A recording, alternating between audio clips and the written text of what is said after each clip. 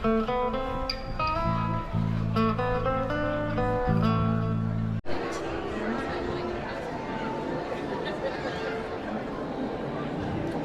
with the land. As you board the boat, please lower your head, keeping your hands, arms, feet, and legs inside the boat at all times. Parents, please supervise your children and refrain from playing time or using videos until you reach the greenhouse. Thank you. Now, sit back, relax, and enjoy living with the land. Por su seguridad, permanezca sentado con sus manos y brazos, pies y piernas dentro del barco y cuida a los pequeñitos. A manera de recordatorio, no tomar fotos con flash y luz de video antes de llegar a la aldea.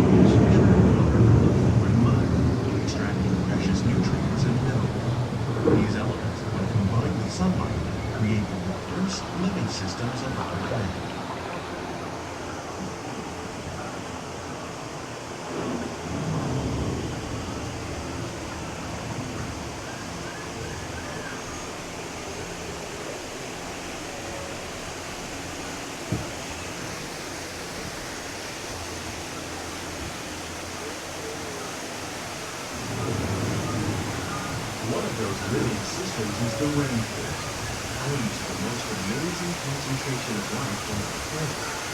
These dense and beautiful forests cover only a tiny portion of the Earth's surface, but they contain more than half of its Atlantic forest. Rainforests are also extremely rich in productive living systems, providing us with oxygen, food, medicine, and other elements essential to life.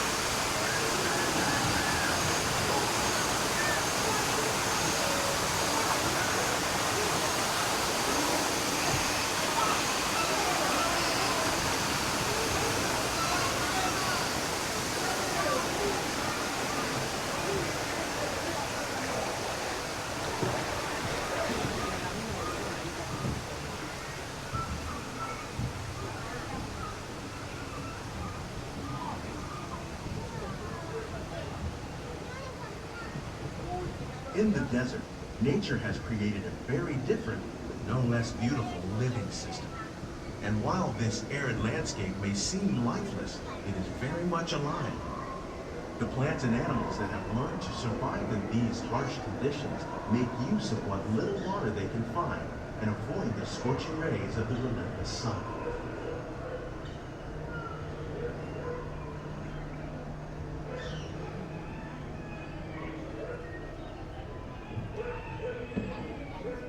The American prairie once appeared as desolate as the desert, but over time, rainwater and nutrients gradually penetrated the hard surface of this land.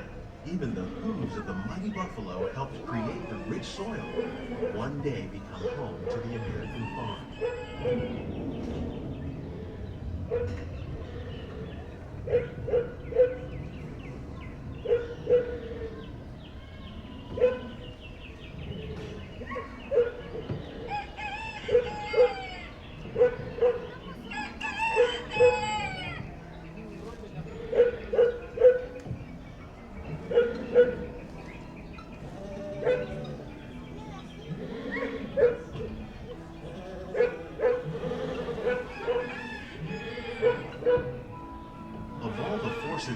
on the land, humans have had one of the most profound effects. The need to produce food for a growing world led to the enormous use and sometimes overuse of the land. In our search for more efficient ways to grow food, we often fail to realize the impact of our methods.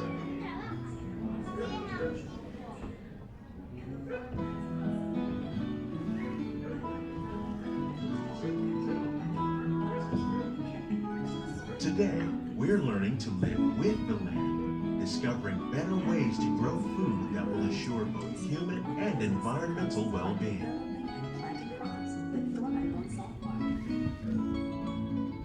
In Japan, we're learning that by mixing leaves and other living materials into our soil, we can make farmland more fertile without the need for chemicals.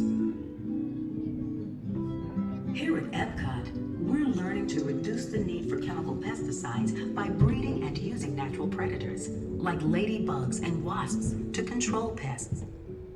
In the farmlands across America, we're learning that by plowing under vegetation containing natural fertilizers, we can enrich the soil without the use of chemicals.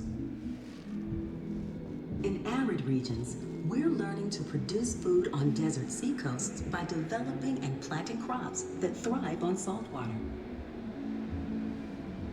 In Japan, we're learning that by mixing leaves and other living materials into our soil,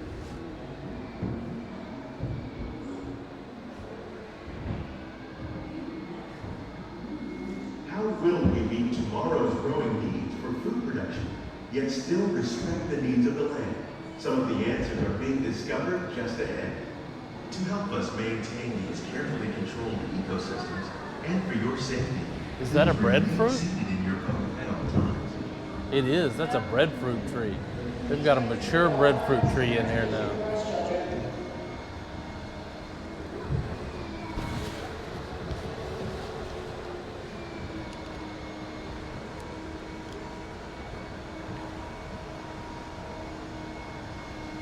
Welcome to our living laboratory, where scientists from Epcot and the U.S. Department of Agriculture are exploring innovative ways to produce bountiful harvests now and into the future.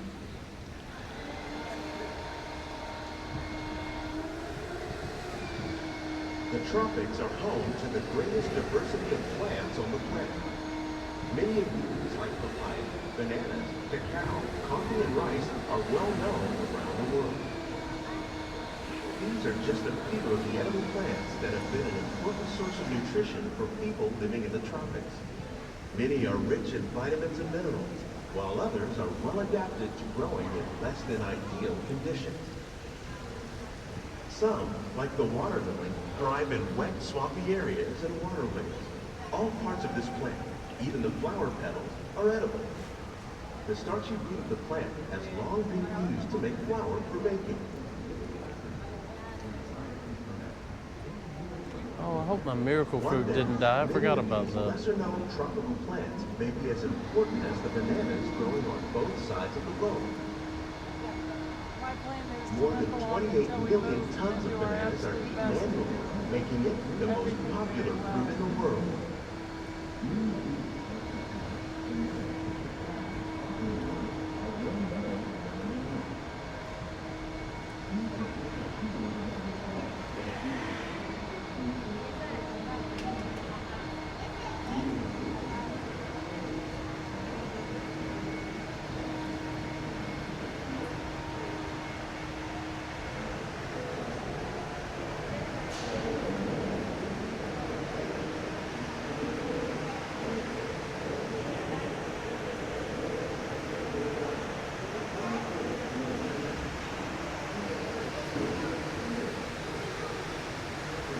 When we mention farming, you probably don't think of fish, but fish farming, or aquaculture, accounts for nearly half of all the seafood consumed globally.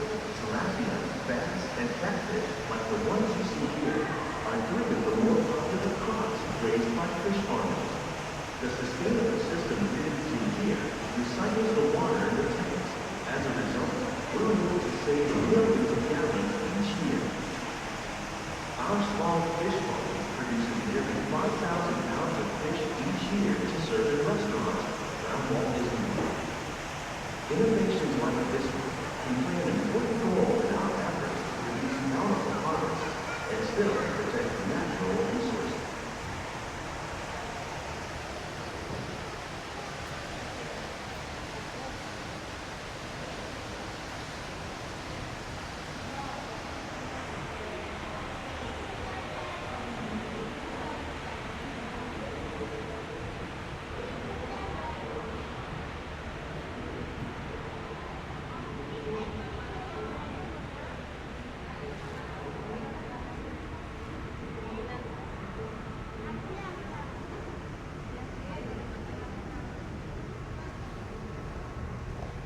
While there are more than 50,000 edible plant species in the world, most of us are only familiar with the handful that make up our everyday diet.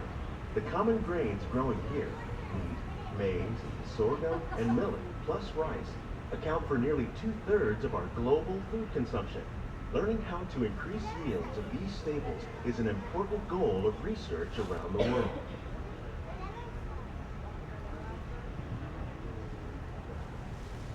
Oh, it's a coffee plant? Wow, that's beautiful. I didn't know they could get that big. Oh, I can't wait to grow mine like that. We gotta repot them. They won't get Okra. Oh, that okra's not good to eat anymore. It's gotten too big. You can see it from These plants are definitely on their way up. Innovative growing Ooh, look at techniques those like eggplants. these increase yields while more efficiently using resources like water, fertilizer, and pesticides. Another innovation at work here is our integrated pest management program. By populating our greenhouses with beneficial insects that prey on harmful pests like aphids and flies, we are significantly reducing our reliance on conventional pesticides. We're growing these crops using our nutrient film system. This technique precisely controls and recycles water and nutrients.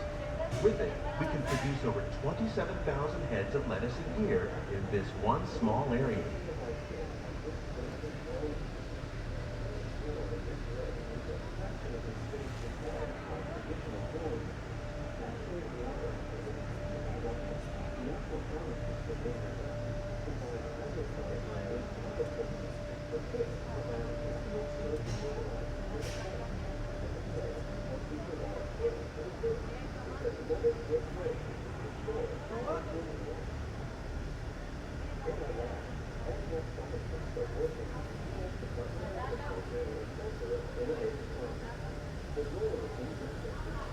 Mosquito plant. Strawberries. Some of our best ideas have been inspired by nature, like these fruit and vegetable trees. By growing these ground plants vertically, we can increase yields and better control diseases. These crops taste as good as they look. In fact, we serve more than 15 tons of produce from our greenhouses in restaurants here at the land every year.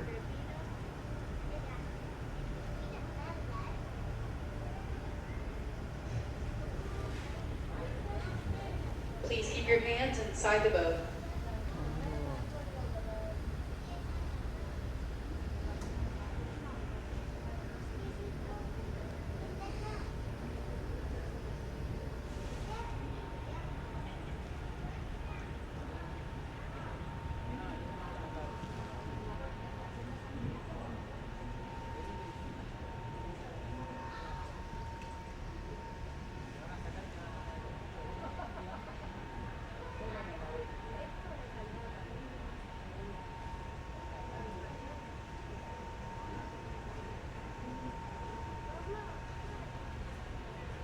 The future of agriculture may include innovative ideas like this vertical growing system.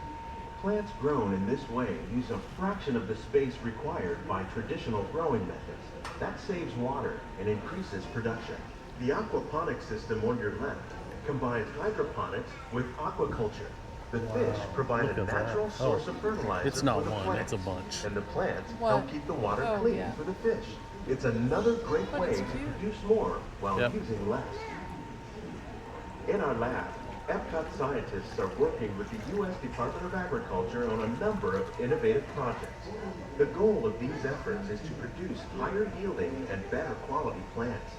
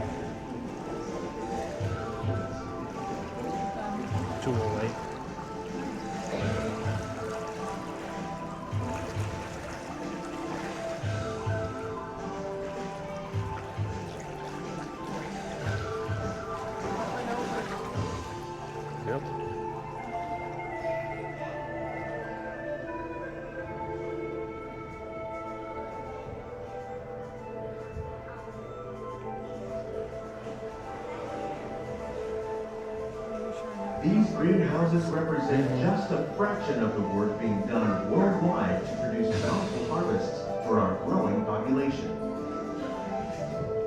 Scientists, farmers, and even backyard gardeners are doing their part to improve the quantity and quality of foods that we all rely upon. Together, we can continue to find more ways to increase food production and protect our precious natural environment. Only then will we truly